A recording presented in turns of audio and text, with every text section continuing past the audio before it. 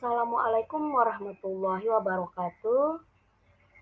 Perkenalkan, saya Adhar, guru SMP Negeri 1 Telu Limpoe, beralamatkan di Amparita, Kecamatan Telu Limpoe, Kabupaten Sidendreng, Gapang. Sebelum kita lanjut materi, coba diperhatikan pertanyaan yang ada. Pernahkah kamu menggosokkan sebuah balon di rambutmu? Ketika sudah menggosokkan balon itu, apakah kamu dekatkan pada benda di sekitarnya? Misal, sobekan kecil kertas. Apa yang terjadi pada kertas tersebut? Apakah dia tertarik? Lalu bagaimana hal itu bisa terjadi? Untuk memahami, mari kita lanjutkan penjelasan berikutnya. Sebenarnya, apa yang kamu lakukan adalah bagian dari materi kita hari ini, yakni pelajaran fisika pada materi listrik statis. Pada materi ini, ada 4 hal yang harus diperhatikan. Ada 4 tujuan yang harus kamu capai. Yang pertama, kamu mampu menjelaskan pengertian listrik statis.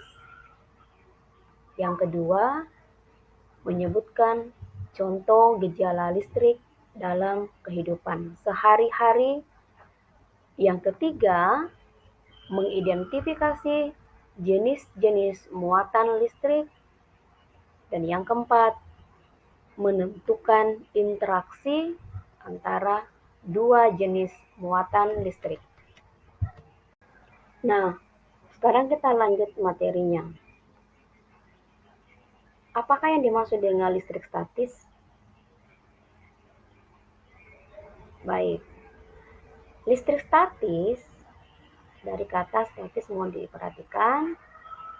Statis itu dalam kamus bahasa Indonesia, dia tidak aktif, tidak berubah. Listrik statis adalah listrik dengan muatan dalam keadaan diam, yang secara makna listrik statis merupakan ketidakseimbangan muatan listrik dalam atau pada permukaan benda. Nah, sekarang perhatikan gambar yang ada. Gambar pertama ini ditemukan ketika musim penghujan. Dan ternyata ini merupakan gejala alam dan termasuk salah satu contoh listrik statis dalam kehidupan sehari-hari. Ini disebut petir yang biasanya disertai dengan suara gemuruh yang sangat menggetarkan. Dan terkadang kita tidak bisa mendengar sehingga kita akan menutup kedua telinga kita. Yang kedua adalah rambut yang tertarik oleh balon dan sobekan kertas akan menempel pada mistar dan sebuah sisir. Nah, sekarang kita lanjut pada tujuan yang ketiga, konsep listrik statis. Atom tersusun atas partikel subatom, yakni proton. Proton itu bermuatan positif. Perhatikan tandanya Ini adalah proton. Yang kedua adalah neutron. Dia tidak bermuatan. Tidak bermuatan. Dan yang ketiga adalah elektron. Ini bermuatan negatif. Nah, proton dan neutron itu akan membentuk inti atom. Sedangkan elektron akan bergerak mengelilingi inti atom. Jadi, konsep listrik statis adalah elektron yang bergerak mengelilingi inti atom. Selanjutnya tentang jenis muatan listrik. Nah, yang harus diperhatikan di sini adalah jumlah muatannya pada atom tersebut. Yang pertama itu muatan negatif. Ternyata muatan negatif ketika jumlah elektronnya lebih besar dari jumlah positifnya atau jumlah protonnya.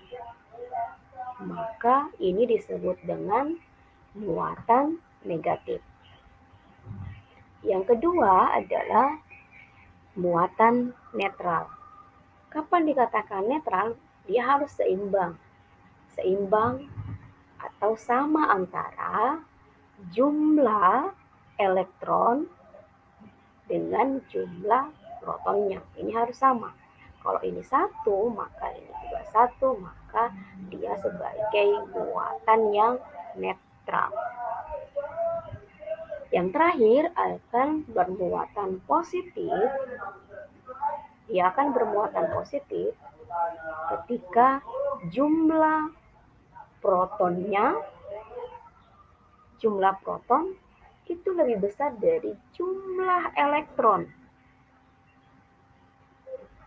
Sehingga ini dikatakan sebagai muatan positif.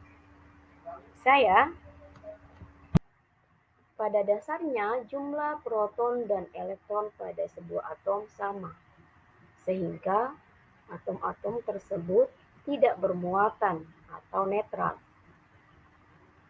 Dan ketika benda saling bergesekan atau digosokkan, maka akan terjadi interaksi yang disebut dengan gejala listrik statis. Lalu bagaimana interaksi yang terjadi pada kedua benda yang saling bergesekan, kemudian didekatkan? Ada dua hal yang harus diperhatikan. Yang pertama, apakah dia sejenis muatannya, dan yang kedua, apakah dia tidak sama jenis muatannya. Yang pertama itu perhatikan gambar tidak sejenis, yakni antara proton dan elektron.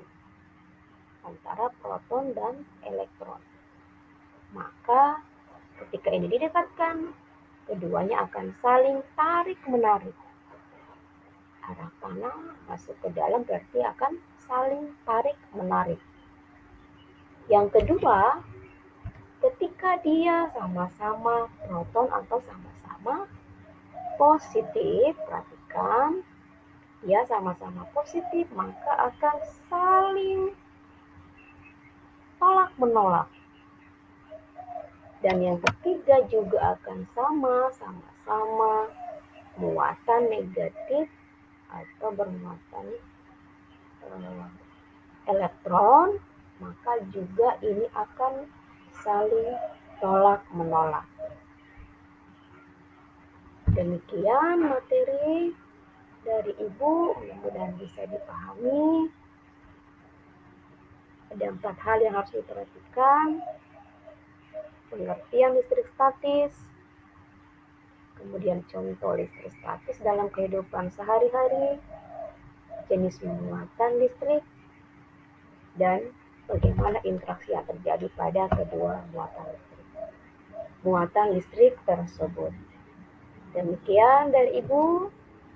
Assalamualaikum warahmatullahi wabarakatuh.